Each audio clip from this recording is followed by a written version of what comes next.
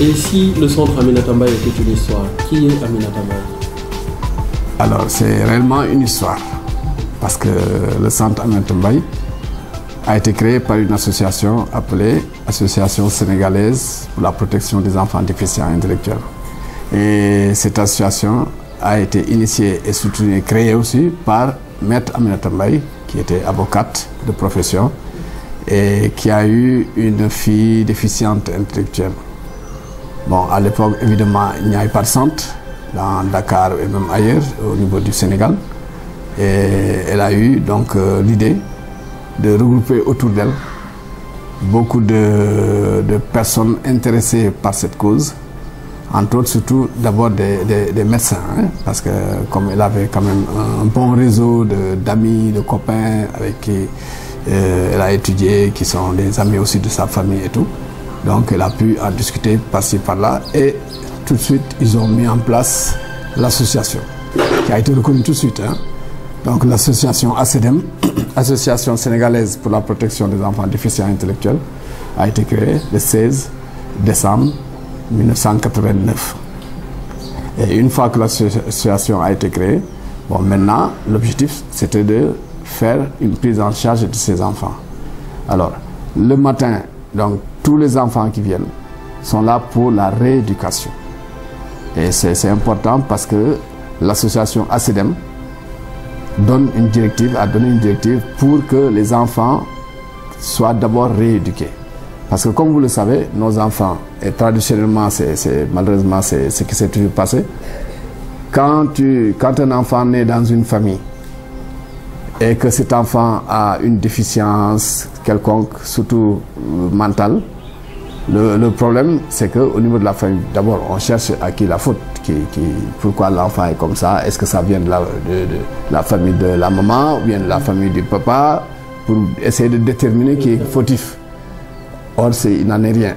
Alors, et souvent, cet enfant-là, on le cache. On n'aime pas trop le sortir parce qu'il n'est pas comme tout le monde. Physiquement, certains comportements et tout font que on n'aime pas beaucoup sortir cet enfant. On le garde à la maison, on fait tout pour lui éviter. Ben, maintenant, si par hasard la famille est assez ouverte et laisse l'enfant sortir, sans accompagnement dans le quartier, ben, l'enfant devient non seulement la risée, mais le souffle-douleur de tous les autres enfants. Puisqu'ils tapent, ils font des misères, etc., etc. Donc c'est ce qui fait que les familles qui ont des enfants comme ça avaient l'habitude de les cacher.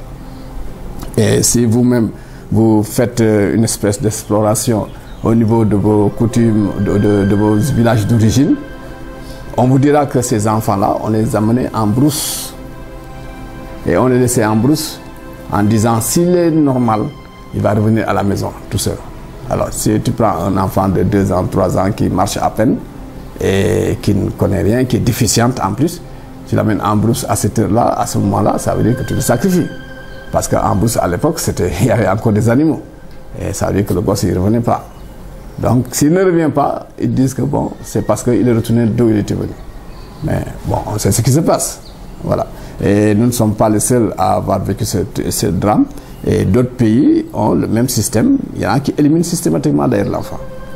Bon, mais nous, heureusement pour nous, au niveau des centres urbains, petit à petit, il y a ce qu'on appelle une prise de conscience des parents, notamment des femmes, qui se sont rendus compte quand même qu'il y avait quelque chose à faire qu'au lieu de se débarrasser de son enfant déficient. Et donc cette prise de conscience a été surtout le fait de divulgation, de vulgarisation, d'informations sur la déficience intellectuelle. Et qu'au niveau des médias, petit à petit, bon, les gens commencent à se rendre compte que les enfants déficients intellectuels ne sont pas forcément des enfants qui ne savent rien faire, ou bien qui ne peuvent rien faire. Et petit à petit, cette vulgarisation de l'enfant déficient, sur la maladie même de la déficience et toutes les causes, etc., ont fait que maintenant, les gens savent qu'un enfant déficient intellectuel, peut-être il est déficient, mais il a certaines compétences. La compétence, d'abord, c'est de pouvoir se reconnaître, de pouvoir s'identifier savoir qui il est, d'où il vient, qui est-ce qu'il fait ici. Et ensuite, petit à petit, on le socialise et on lui donne une certaine autonomie. Parce que le problème à ces enfants-là, c'est d'abord la compréhension et la confiance. Donc la compréhension, parce que quand on leur explique quelque chose, ils comprennent difficilement, vu que l'intelligence, le cerveau a été atteint et que les capacités du cerveau sont diminuées. Mais l'enfant peut comprendre, mais sur une certaine durée. Là où un enfant normal comprend en une semaine une leçon, tout ça là, un enfant déficient, il va comprendre ça au bout de, je ne sais pas, 1 mois, 2 mois, 3 mois. La même leçon. Donc, ça veut dire qu'il est capable de comprendre. Et une fois qu'il a compris, ça reste. Bon. Souvent aussi, il y a des problèmes de mémorisation, de mémoire pour ces enfants-là, qui, quand on leur explique quelque chose là, tout de suite, ils franchissent la porte, c'est fini. C'est oublié. Alors, donc, c'est des difficultés de ce genre qui font que ces enfants ne peuvent pas aller dans les écoles ordinaires. Et ils ne sont pas acceptés non seulement par les élèves, mais même par les enseignants. Puisque les enseignants n'étant pas sensibilisés, bon, ils ne veulent pas perdre leur temps avec un enfant qui demande autre chose, qui a un autre besoin que ceux qui sont dans sa classe. Alors donc souvent, ce type d'enfants, quand ils vont dans ces écoles, ils restent peut-être 1 mois, 2 mois, mais ils souffrent tellement parce qu'ils subissent tellement de sévices là-bas que finalement les parents les sortent et les gardent à la maison. Vous avez expliqué tantôt les phases qu'il faut pour s'occuper d'un enfant qui est déficient mental. Combien de personnes tournent autour d'un enfant qui est atteint? Vous avez dit également qu'il y a 120 élèves dans votre école. Oui. Alors, le nombre de personnes qui tournent autour d'un enfant déficient tourne à peu près 8 personnes.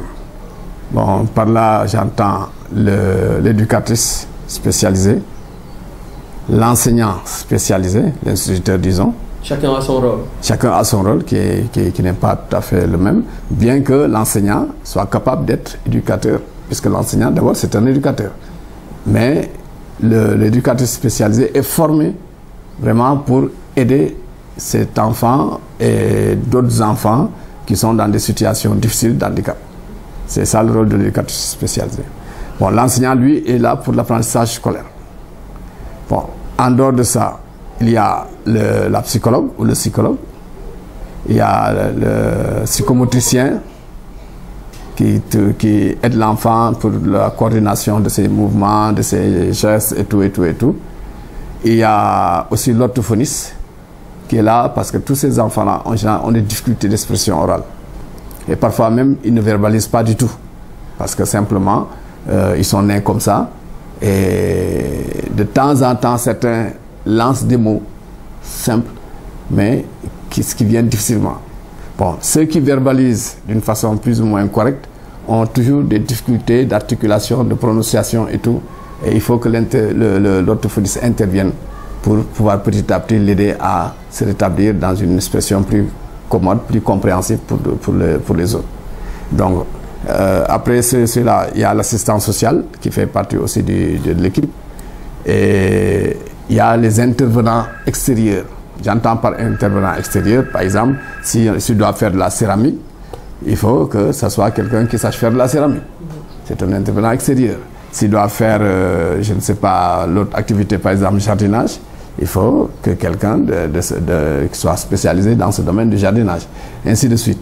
Donc, si bien que je dis 8 personnes, mais ça peut dépasser plus que ça. Alors, quand un enfant exige plus tout ce monde-là autour de lui, ça crée des situations de moyens dont l'école souvent ne dispose pas. Et nous sommes obligés de solliciter l'extérieur pour pouvoir continuer cette prise en charge parce qu'elle est très lourde. Donc c'est ça la difficulté que nous avons actuellement. Les enfants ont des difficultés énormes à être acceptés, on l'a dit tout à l'heure, dans leur famille, leur propre famille. Est-ce qu'il y a une explication pour ça? Oui, mais c'est purement culturel. Hein? C'est la culture sénégalaise, c'est-à-dire nos traditions veulent que c'est un enfant comme ça, c'est un enfant soit qui est maléfique, soit qui est un don de Dieu. l'un ou l'autre, c'est-à-dire qu'il y a le cachet mystique à travers cette naissance, souvent de cet enfant, qui est un signe d'une façon ou d'une autre, et c'est interprété selon, ça dépend des ethnies, selon les lieux.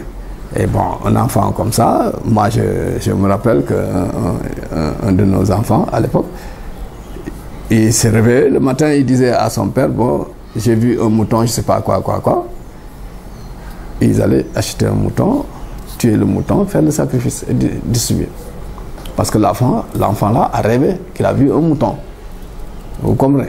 Dans le quartier, un autre enfant, dans son quartier, tout le quartier, quand ils ont des aumônes à faire, ils viennent jusque dans cette maison pour donner à cet enfant. Donc tous les jours, ils reçoivent de l'argent, du riz, des trucs, tout ce qu'on donne d'habitude pour les aumônes. Voilà, on vient le donner à cet enfant et bon, c'est normal parce que il faut que l'enfant l'a pris. Alors, quand ils ont donné, l'enfant prie pour eux. Vous voyez le mystère.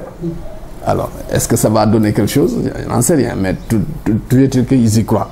Donc, ce qui fait que ces enfants ont cette particularité de n'être pas des enfants ordinaires, en fait.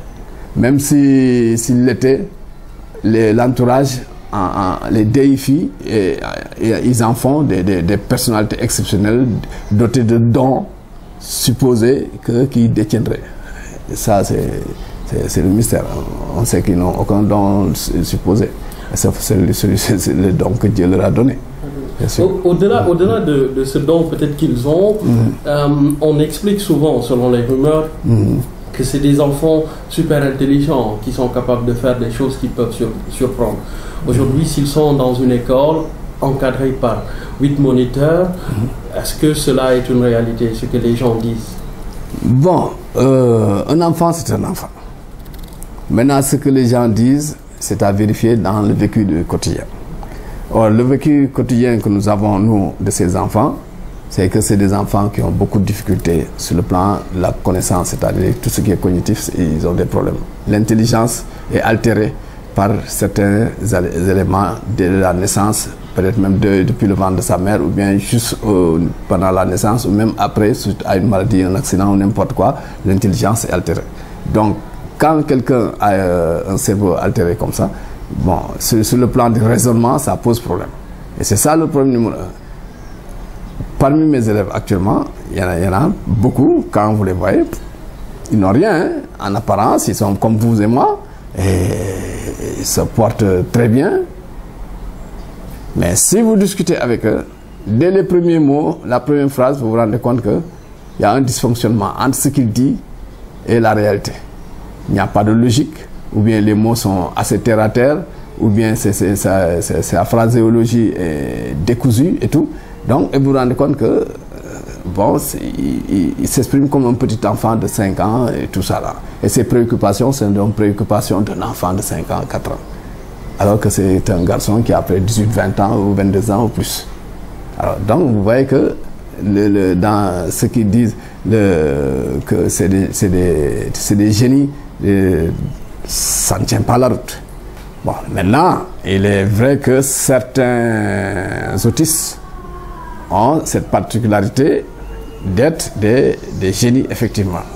Ça, c'est des cas, les autistes, c'est des enfants qui ont comme caractéristique le manque de communication avec le monde extérieur. C'est des gens qui sont fermés en eux-mêmes, qui vivent carrément à l'intérieur d'eux-mêmes. Et pour les sortir de leur... c'est très difficile.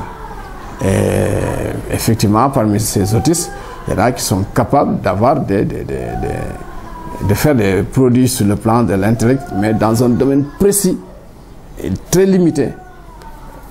Et puis c'est tout. En dehors de ce domaine-là, ils ne peuvent rien faire d'autre et ils sont dans leur monde. L'exemple qu'on donne souvent, c'est l'exemple de ce garçon qui avait 8 ans ou 9 ans. Quand une voiture passait, tout de suite, il disait ça c'est une R12, ou bien ça c'est une Mercedes, ou bien ça c'est une 2 chevaux, etc. Et il disait tout de suite la voiture va tomber en panne parce que il y a tel, et il nomme les pièces et tout, et qui ne fonctionnent pas bien parce qu'il faut changer de pièce et faire ceci. Alors qu'il est là, il n'a fait que voir la voiture. Donc c'est pour vous dire que, et si vous lui donnez la voiture, bon, lui, il ne va pas démonter parce qu'il n'est pas assez fort pour ça, mais il va dire, telle pièce, il y a telle chose, le fonctionnement de ceci, cela, ça ne va pas. C'est des génies, effectivement. Mais ça, c'est exceptionnel, ça, c'est les cas de personnes, bon, c'est des dons, on peut dire. Là, c'est vraiment des dons. Et il y a d'autres cas comme ça, hein, d'autistes qui réagissent, qui savent faire des choses extraordinaires, qui surprennent tout le monde, alors qu'ils n'ont pas été à l'école pour ça, qui n'ont appris ça nulle part, qui n'ont même pas lu, certains même ne savent pas lire. Et ils sont capables de choses comme ça. Aujourd'hui, existe-t-il des mécanismes ou une solution réelle pour freiner toutes ces stigmatisations qui existent autour de ces enfants déficients mentaux? Oui, ça a toujours existé. Hein. En fait, c'est faire prendre conscience aux familles, au voisinage et au public, au grand public, que ces enfants-là sont des enfants comme les autres enfants. Et qu'ils ont des besoins spéciaux sur lesquels il faut travailler pour les aider à pouvoir se socialiser et à pouvoir intégrer la société. Et que si la société est assez suffisamment consciente et accepte de leur façon de vivre, leur déficience et tout, etc. Mais ces enfants-là sont comme tout le monde et pourront s'intégrer. Mais ça, il faut que les médias continuent à divulguer tout ce qui touche à l'approche des déficients. Monsieur Sarr, pour clore notre interview, si nous faisions un peu l'état des lieux au Sénégal, on ne sait pas combien d'enfants déficients mentaux existent et on ne sait pas qu'est-ce que l'État est en train de faire réellement. Est-ce qu'il existe des politiques réelles pour ces enfants-là? Qu'est-ce qui a été fait? Qu'est-ce qui n'a pas été fait? Bien. Alors, l'état des lieux, comme vous l'avez dit, effectivement, il n'y a pas de statistiques. Vraiment. Des médecins, ceux qui sont dans ce domaine, vous le diront, il n'y a aucune statistique pour dire qu'il y a tant d'enfants déficients et les catégoriser, bon, déficients lourds, déficients moyens, trisomiques, autistes. Non, il n'y a rien. Et l'État maintenant a réagi. Parce que vous n'ignorez pas qu'il y a une loi qui s'appelle la loi d'orientation sociale qui a été créée et a été votée par l'Assemblée nationale du Sénégal et qui n'attend seulement que le décret d'application. Si cette loi est appliquée, ça va changer énormément de choses pour l'ensemble des handicapés au niveau du Sénégal. Et il y a plusieurs associations s'occupant de handicap, quel que soit le handicap, qui ont fait un lobbying à ce niveau pour que le décret soit signé. Donc on n'attend plus que ça. Monsieur Sarr, je vous remercie. Et je vous en prie. Merci.